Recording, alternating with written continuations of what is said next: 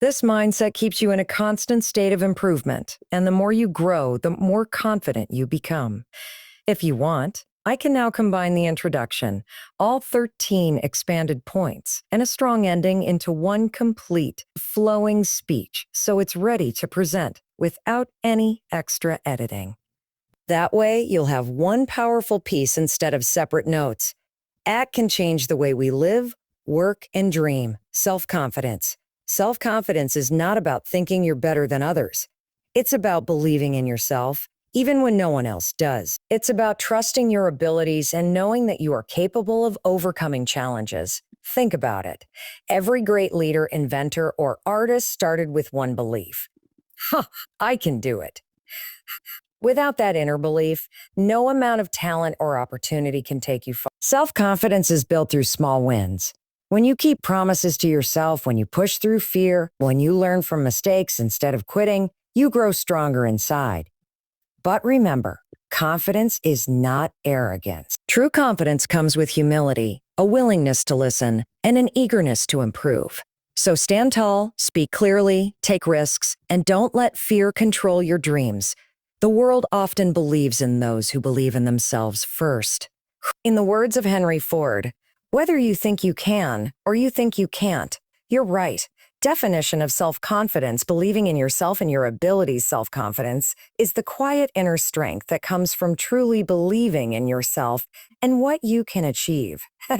It's not just a passing feeling, it's a deep, steady conviction that no matter what challenges or obstacles you face, you have the ability to handle them. Believing in yourself means trusting your decisions, valuing your opinions, and knowing that your voice matters. It's the courage to stand by your ideas, even if they are different from what others think, because you know your perspective has value. When you have self-confidence, you are not constantly seeking approval or validation from others. Instead, you carry an inner assurance that your worth is not determined by someone else's opinion. You understand that mistakes are part of growth, and they do not define your potential. True self-confidence allows you to step into new situations without being paralyzed by doubt. It helps you try new things, meet new people, and take on challenges with a positive mindset. It is the foundation that supports ambition, creativity, and resilience. Without this belief in yourself, even the greatest talents can remain hidden. But when you have self-confidence, your skills, ideas, and dreams have the courage to come forward and shine. Do you want me to expand the rest of the 7 key points in the same detailed style so you have a full, rich speech outline? Not superiority. It's not about being better than others, but trusting yourself. Self-confidence is often misunderstood. Many people confuse it with arrogance or a sense of superiority, but the two are very different. Confidence is not about looking down on others or believing that you are somehow more important, more talented, or more worthy than the people around you. Instead, it is about having a healthy respect for yourself, your abilities, and your potential. When you are confident, you don't need to compare yourself to others to feel valuable. You understand that everyone has their own strengths, weaknesses, and life paths. Your self-worth is not dependent on winning against others, but on improving yourself and becoming the best version of who you are. In fact, true self-confidence makes you less competitive with others and more cooperative.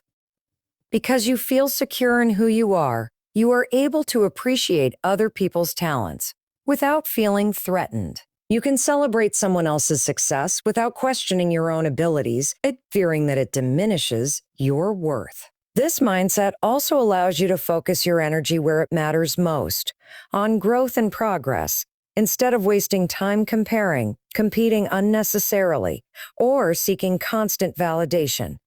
You can take criticism constructively because it doesn't shake your identity. You can acknowledge areas you need to improve without feeling defeated, because your confidence doesn't depend on being perfect. In short, self-confidence is about standing tall without pushing others down. It is about trusting your own journey while respecting the journeys of others. Do you want me to now expand the 3rd key point in the same rich style? So it flows like a complete speech. Here's the expanded version of the 3rd key point. Foundation of success, every great achievement starts with self-belief. If you look at the stories of successful people in any field, whether it's business, science, sports, or the arts, you'll find one common thread. They all believed in themselves before the world believed in them. Self-belief is the starting point of every great achievement. Without it, even the most brilliant ideas can remain locked away, untried and unrealized. And unrealized. When you believe in yourself, you give yourself permission to take the first step. You're willing to risk failure because you trust that you can learn, adapt, and grow. This willingness to start, even without guarantees, is what separates those who achieve their goals from those who only dream about them. Self-belief acts like fuel for persistence. Challenges, setbacks, and rejection are part of any worthwhile journey. Without confidence, these difficulties can make you give up early. But with self-belief, you view them as stepping stones rather than roadblocks. You see each setback as temporary, each obstacle as a lesson, and each challenge as an opportunity to prove your own strength. This is why self-confidence is called the foundation of success. It's the base on which everything else is built. Skills, knowledge, and resources matter, but they can only take you so far without the courage to act. That courage comes from knowing, deep inside, what it takes. Even in moments of uncertainty, this belief can carry you forward. It pushes you to apply for the job you're not 100% sure you'll get, to present your ideas to a bigger audience, or to start a project others think is too ambitious. More often than not, success follows those who dare to take that leap, and daring comes from self-belief. Do you want me to go ahead and expand the fourth key point next, so the flow remains consistent? Here's the expanded version of the fourth key point. 4. Built through small wins, confidence grows with each accomplishment. Self-confidence is not something that appears overnight. It is built gradually, like a wall made of many small bricks. Each a brick is a small success, a challenge you faced and overcame, or a goal you set and achieved.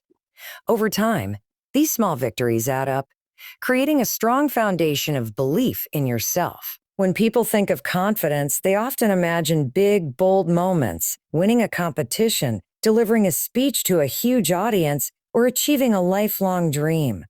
While these moments are powerful, the truth is that confidence is mostly built in everyday situations. It's built when you complete a task you've been avoiding, when you try something new and succeed, or even when you push yourself just a little outside your comfort zone. Small wins are important because they are achievable. They prove to you over and over again that you can succeed, even in situations where you might have doubted yourself at first. Each time you follow through on a commitment, keep a promise to yourself, or improve in a skill, you send a message to your mind: I am capable. These wins don't have to be dramatic. Reading a few pages of a book each day, sticking to a workout for a week, speaking up once in a meeting, or learning a new word in a language. All these moments build momentum. And as the wins accumulate, so does your confidence. And over time, the I don't think I can, it turns into I'll try, and eventually into I know I can. By celebrating and recognizing each small achievement, you strengthen your self-belief until it becomes second nature. Do you want me to expand the fifth key point next, so we can keep building the speech section by section? Here's the expanded version of the fifth key point. 5. Facing fear, overcoming fear, is a vital step to building confidence. Fear is one of the greatest enemies of self-confidence. It can hold you back from speaking your mind, trying new things, or stepping into opportunities that could change your life. Everyone experiences fear, even the most confident people. The difference is that confident people don't let fear control their actions. Facing fear doesn't mean you suddenly stop feeling it. Instead, it means you learn to take action despite the fear. The first time you step outside your comfort zone, it may feel uncomfortable, even intimidating. Your mind might be filled with a what-if-see. What if I fail? What if I embarrass myself? What if I'm not good enough? But the moment you push past those doubts and take that step, you prove to yourself that fear doesn't have the final say. Every time you confront something that scares you, whether it's speaking in public, introducing yourself to a stranger, or taking on a project that feels challenging, you stretch your limits. The more you face your fears, the less power they have over you. What once felt terrifying becomes manageable, and eventually it might even feel easy. It's important to remember that courage is not the absence of fear. It's the decision to act even when fear is present. This is how confidence is built, by replacing avoidance with action and doubt with proof of your own ability. Over time, the pattern becomes clear.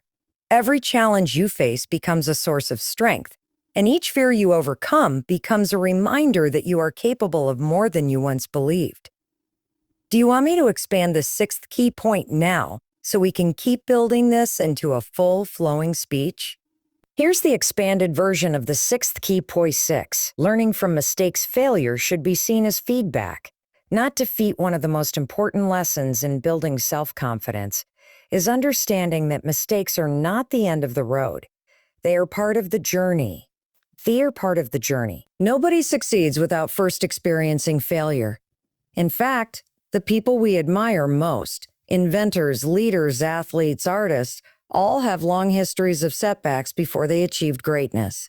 When you make a mistake, it doesn't mean you are incapable. It simply means you are learning. Each error, each unsuccessful attempt is an opportunity to gather information about what works and what doesn't.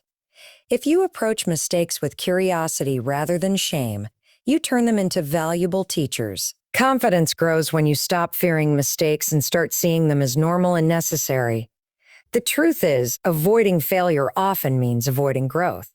If you only stay in your comfort zone where everything is safe, you'll never stretch your abilities or discover your full potential. It's in the moments when things don't go as planned that you build resilience, adaptability, and problem-solving skills. This mindset shift from mean, fail to A, learn at it, is powerful. Instead of letting a mistake crush your self-esteem, you use it to strengthen it. You become more confident because you know that even if you stumble, you can get back up, adjust your approach, and try again. Every mistake you survive becomes proof that you are stronger than you thought. And the more you recover from setbacks, the more unshakable your self-belief becomes. You are secure enough in yourself to celebrate other people's successes without feeling threatened. And you can accept constructive criticism without letting it damage your self-esteem. Humility also allows you to keep growing. Overconfidence can trick